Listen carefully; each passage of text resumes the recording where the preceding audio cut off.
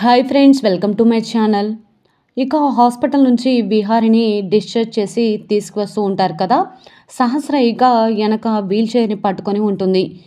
ఈ లక్ష్మి ఎక్కడికి వెళ్ళింది, సమయానికి ఉండదు అని అందరూ కూడా లక్ష్మి మీద విరుచుకుపడుతూ ఉంటే అది విన్న విహారి, ఎందుకు అంతలా విరుచుకుపడుతున్నారు, తను చెప్పి వెళ్ళినా చెప్పకుండా వెళ్ళినా అమ్మ చెప్పిన పని మీదే కదా వెళ్ళింది, వస్తుందిలే, ఎక్కడికి పోతుంది, మనం ఈలోపే ఆ అమ్మాయిని అలా తప్పుగా అపార్థం చేసుకోవడం ఎందుకు అని ఈ విధంగా అంటూ ఉండగా, ఇదేంటి మాట్లాడితే ఈ విహారిగాడు లక్ష్మి లక్ష్మి అంటూ జపం చేస్తున్నాడు అని ఈ విధంగా అంబిక తన మనసులో అనుకుంటూ ఉంటుంది. సహస్ర కూడా అలానే చూస్తూ ఉంటుంది. ఇకపోతే విహారిని తీసుకొస్తూ ఉండగా అప్పుడే డాక్టర్తో ఎదురుగా ఆదికేశవ అలాగే రాజీ డాక్టర్తో మాట్లాడడం చూసి ఒక్కసారిగా విహారి ఎక్కడ ఆదికేశవ చూస్తాడో అని కంగారు పడిపోతూ ఉంటాడు. వెంటనే అది అది అని చెప్పి వీల్ చైర్ని ఆపేయమంటాడు. ఏమైంది బావా అని చెప్పి సహస్ర అడుగుతూ ఉండగా, అది డాక్టర్ని కలవాలి, మాట్లాడాలి కదా అనగానే, ఏముంది బావా, డాక్టర్తో అంతా కూడా మాట్లాడేశాం, ఇంకా డిశ్చార్జ్ కూడా చేశారు కదా, ఇంకేంటి డాక్టర్తో మాట్లాడేది అనగానే, అది కాదు, అయినా ఏ ఫుడ్ తీసుకోవాలి, ఏ టైంకి తినాలి, ఏం డైట్ ఫాలో అవ్వాలి, ఇవన్నీ కూడా అడగాలి కదా అనగానే, అవన్నీ కూడా ఇంటికి వెళ్ళిన తర్వాత ఫోన్ చేసి కనుక్కోవచ్చు, ఇప్పుడు పర్లేదు విహారీ, డాక్టర్తో మాట్లాడాల్సిన అవసరం ఏమీ లేదు, వెళ్దాం పదా అనగానే, అప్పుడేక నర్స్ వచ్చి, మేడం మీ పేమెంట్ కొంచెం పెండింగ్ ఉంది, వచ్చి క్లియర్ చేయండి అనగానే, సరే అని చెప్పేసి సహస్ర బయలుదేరుతుంది. అప్పుడే అటునుంచి వస్తున్న లక్ష్మి ఇక తన తండ్రి డాక్టర్ అలాగే నర్స్తో మాట్లాడడం చూసి అడుగు వెనక వేస్తుంది. నాన్న, మిమ్మల్ని దూరం నుంచి చూస్తున్నాను కానీ నా ప్రాణం అంతా మీ దగ్గరే ఉంది, ఇప్పుడు విహారి గారిని మీరు చూస్తే అని ఈ విధంగా ఆలోచిస్తూ ఉండగా డాక్టర్తో మాట్లాడి వాళ్ళు వెళ్ళిపోతారు. ఇక వెంటనే అప్పుడే ఇక లక్ష్మి వస్తుంది. లక్ష్మి వచ్చి ఇక సహస్ర బిల్ పే చేయడానికి వెళ్తుంది కదా. వెంటనే ఇక యమున వచ్చి పట్టుకోబోతూ ఉండగా, మీరుండండి అమ్మా, నేను పట్టుకుంటానని చెప్పేసి వీల్ చైర్ని పట్టుకొని తీసుకొస్తూ ఉంటుంది. ఇకపోతే సహస్ర పేమెంట్ పెండింగ్లో ఉందని చెప్పారు కదా, అది కట్టడానికి వెళ్తుంది కదా. తన కాలు కింద చెప్పు కిందనే విహారీ పెళ్లి ఫోటో ఉంటుంది. అది చూసుకోకుండా బిల్ పే చేయబోతూ ఉంటుంది. కార్డు అనుకోకుండా కింద పడిపోవడంతో కిందికి వంగి కార్డు తీసి బిల్లు పే చేస్తూ ఉంటుంది. మళ్ళీ కింద ఏదో ఉన్నట్లుగా గుర్తొచ్చి మళ్ళీ కిందికి వంగి ఆ పెళ్ళి ఫోటోను చూసి షాక్ అయిపోతుంది. ఇదేంటి, బావ పెళ్లి డ్రెస్లో ఉన్నాడు, ఆయన పెళ్ళికి సంబంధించి ఫోటోషూట్ కూడా జరగలేదు కదా, ఇంకా మా ఇద్దరికి పెళ్ళే జరగలేదు, అలాంటప్పుడు బావ ఈ పెళ్లి డ్రెస్లో ఉండడం ఏంటి, ఇదేదో తేల్చాల్సిన విషయం అని చెప్పి ఆ పెళ్లి ఫోటో కాస్త వెంటనే పర్స్లో పెట్టేసుకుంటుంది. బిల్లు కట్టిన తర్వాత ఇకపోతే అందరూ కూడా ఇంటికి వెళ్ళిపోతారు కదా. ఇక వెంటనే అమ్మ లక్ష్మి వెళ్ళి దిష్టి నీళ్ళు తీసుకొచ్చి విహారికి దిష్టి తీయి అనగానే వెంటనే పద్మాక్షి, ఏంటి ఇంట్లో అంతమంది ఉండగా ఆ లక్ష్మి చేత దిష్టి తీపించడం ఏంటి అనగానే వెంటనే అందరూ కూడా అలానే చూస్తూ ఉండిపోతారు.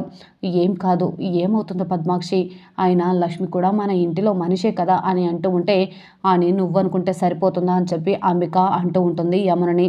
లక్ష్మి బాధపడుతూ పక్కకి తప్పుకోగానే వెంటనే, అమ్మ లక్ష్మి నువ్వు వెళ్ళి తీసుకురాపో అని యమున పంపిస్తుంది. లక్ష్మి లోపలికి వెళుతుంది.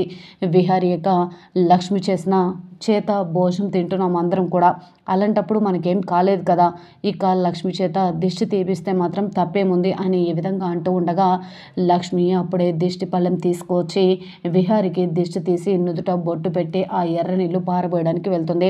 ఇకపోతే విహారిని అందరు కూడా లోపలికి తీసుకొచ్చి సోఫాలో కూర్చోపెట్టగానే విహారి వాళ్ళ నాయనమ్మ అలాగే తాతయ్య వద్దరు కూడా వచ్చి, పెద్ద గండం తప్పింది, నిన్ను ఇలా చూస్తామని అనుకోలేదు అని ఈ విధంగా బాధపడుతూ ఉంటారు. వెంటనే అలాగే చిన్నకేశవ తన భార్య అందరు కూడా అలానే చూస్తూ ఉంటారు. అంబిక అందరు కూడా ఇక ఎలాగూ ఇదంతా జరిగిపోయింది కదా, ఆయన విహారీ నువ్వు ఇక ఆఫీసు అది ఇది అంటూ ఉరుకులు పెట్టకుండా కొన్ని రోజులు రెస్ట్ తీసుకో అనగానే, సరే అత్త అని చెప్పేసి అంటూ ఉంటాడు విహారీ. ఇక వెంటనే అంబిక, విహారీ వారం రోజులు కాదు, ఎన్ని రోజులైనా సరే రెస్ట్ తీసుకో, నేనున్నాను కదా, అన్ని పనులు నేను చూసుకుంటాను అనగానే వెంటనే చిన్నకేశవ్ కూడా చూసుకుంటావు, నేనున్నాను కదా నీకు తోడుగా అనగానే నువ్వు కొంచెం ఓవర్ యాక్టింగ్ చేస్తున్నట్టు లేదు అని తన మనసులో అంబిక అనుకుంటూ ఉండగా నువ్వు అంతకంటే ఎక్కువ చేస్తున్నావు అని అనిపిస్తుంది అంబిక అని చెప్పి తన మనసులో ఇద్దరు కూడా అనుకుంటూ ఉంటారు. సరే కానీ బావా నువ్వు రెస్ట్ చాలా అవసరం, వెళ్ళి రెస్ట్ తీసుకుందో పదా అని చెప్పగానే జాగ్రత్తగా తీసుకెళ్ళి సహస్ర అని చెప్పి పద్మాక్షి అంటూ ఉంటుంది. సరే మమ్మీ అని చెప్పేసి ఫైల్ అలాగే హాస్పిటల్ రిపోర్ట్స్ ఫైల్ అలాగే విహారిని చేత పట్టుకొని పైకి తీసుకొని వెళ్ళిపోతూ ఉండగా మెట్ల మీద నుంచి వెంటనే తన చేయి దాటి ఆ ఫైల్ కాస్త కింద పడిపోతుంది. ఫైల్ కింద పడిపోవడంతో అందరూ కూడా షాక్ అయిపోతారు. వెంటనే పండు ఆగండమ్మా నేను ఇస్తానని చెప్పేసి పేపర్లన్నీ కూడా కలెక్ట్ చేస్తూ ఉంటాడు. అది చూసిన లక్ష్మి వెంటనే ఆగు పండు నేను కూడా తీసిస్తానని చెప్పేసి పేపర్లన్నీ కూడా కలెక్ట్ చేస్తూ ఉండగా అంబిక దూరం నుంచి చూస్తూ ఏ లక్ష్మి అక్కడ కూడా ఒక పేపర్ ఉంది, అది కూడా సహస్ర చేతికి ఇవ్వు అనగానే సరేనమ్మా అని చెప్పేసి ఆ పేపర్ను కూడా తీస్తూ ఉండగా ఆ పెళ్లి ఫోటో చూసిన లక్ష్మి ఒక్కసారిగా షాక్ అయిపోతుంది. ఇదేంటి మా పెళ్లి ఫోటో, అది విహారి గారి ఫోటో ఇక్కడికి ఎలా వచ్చింది అని అనుకుంటూ ఉండగా వెంటనే ఏ లక్ష్మి ఏంటి జాగు చేస్తున్నావు, అది తీసి ఇవ్వమంటే ఇంకా ఏం చేస్తున్నావు అని చెప్పి లక్ష్మి చేతిలో ఉన్న ఆ కార్డ్ తీసుకొని చూడగానే అందులో విహారి పెళ్లి బట్టల్లో ఉన్నట్లు కనిపిస్తుంది. ఒక్కసారిగా అంబిక షాక్ అయిపోయి అలానే చూస్తూ ఉంటే వెంటనే మళ్ళీ విహారి వాళ్ళ అత్తయ్య మృదుల వచ్చి ఈ విధంగా ఏంటి అంబిక అలానే చూస్తూ ఉండిపోయావని చెప్పి చూడగానే ఇదేంటి విహారి నువ్వు పెళ్లి బట్టల్లో ఉన్నావేంటి, ఆయన పెళ్లి జరగకుండానే పెళ్లి డ్రెస్లో ఫోటోలు ఎందుకు దిగావని చెప్పి అనగానే ఏంటత్త ఏం మాట్లాడుతున్నావు, పెళ్లి డ్రెస్లో ఫోటోనా అనగానే ఇదిగో చూడు అని అనగానే ఒక్కసారిగా అందరు కూడా షాక్ అయిపోతారు. విహారి కూడా షాక్ అయిపోతారు. అందరూ కూడా విహారిని నిలదీసి అడుగుతూ ఉంటారు. వెంటనే పద్మాక్షి ఏంటి విహారి ఇదంతా, అయినా నువ్వు చెప్పలేదు అన్నా ఏం జరుగుతుంది, వెంటనే యమున ఇలా అంటూ ఉంటుంది. ఏంటి విహారి ఇలా పెళ్ళికి డ్రెస్ వేసుకొని ఫోటో దిగడం ఏంట్రా, ఆయన నాతో ఒక్క మాట కూడా చెప్పలేదు అనగానే ఏం చెప్పాలో అర్థం కాక అలానే చూస్తూ ఉంటాడు విహారి. వెంటనే ఇక లక్ష్మి కూడా తన మనసులో ఇప్పుడు ఎలా బయటపడడం అని అంటూ ఉండగా వెంటనే పండు మాత్రం ఈ రకంగానైనా లక్ష్మమ్మకి అలాగే విహారీ బాబుకు పెళ్ళైన విషయం తెలిస్తే బాగుంటుంది, అప్పుడైనా లక్ష్మమ్మ ఇంట్లో మనిషి అని అందరికీ తెలుస్తుంది అని ఈ విధంగా అనుకుంటూ ఉంటారు కదా. వెంటనే పద్మాక్షి నిలదీసి అడుగుతుంది, చెప్తావా చెప్పవా, నీ నోటికుంటా చెప్పకపోతే నువ్వు తప్పు చేసావని గుర్తించాల్సిన పరిస్థితి తీసుకురావద్దు అనగానే నవ్వుతూ అది నా పెళ్లి ఫోటో అనగానే అందరూ కూడా షాక్ అయిపోతారు.